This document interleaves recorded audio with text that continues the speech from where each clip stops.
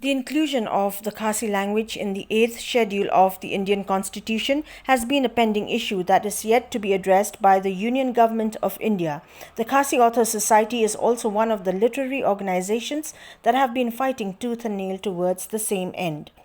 The president of the Khasi Authors Society, Dr. D.R.L. Nonglait, while speaking to a section of the media, informed that a memorandum had been submitted to the state government earlier in 2017, and also a meeting with the then Union Home Minister Rajnath Singh and Minister of State for Home Affairs Kiren Rijiju in New Delhi had taken place in 2019. However, due to various situations, nothing concrete had materialized then. Nonglait further informed that recently, on knowledge of the Union Home Minister Amit Shah's proposed visit to the state of Meghalaya in the month of July, members of the Khasi Author Society had met the PA to the Minister of Art and Culture A.L. Hegg to request for a meeting with the Union Minister so as to apprise him of the status of Khasi language as compared to Manipuri and Bodo and the possibility of its inclusion in the 8th schedule of the Constitution. Te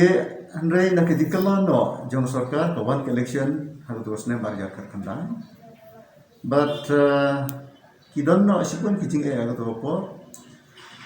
Kejiwan ra jong sarkar jika CAB kebal long menta ke CAA kejing ki jong ki paipa keleng jong dari India kelapan put no ya kene kejing dawa jongi ban perlu itin kasih apo ke kene to fra. Ngim sim yo lat syo ya ke ban le ban ya kendo yo Union Home Minister jong sarkar bat mai. Hadin kata kawan no kene ka COVID-19 pandemic, but kini kalabu hakijingnya kabakam sitom susyo ban yelet baniwan kamtam ban let sedo nong bah dele. Dikumta nilai sepersang ya kaban penken mau ya sarkar jala, yo chief minister, nilai kenduro yo governor, jong ka Meghalaya, ban kepat yu ba hakajingwan ke jong home minister Shillong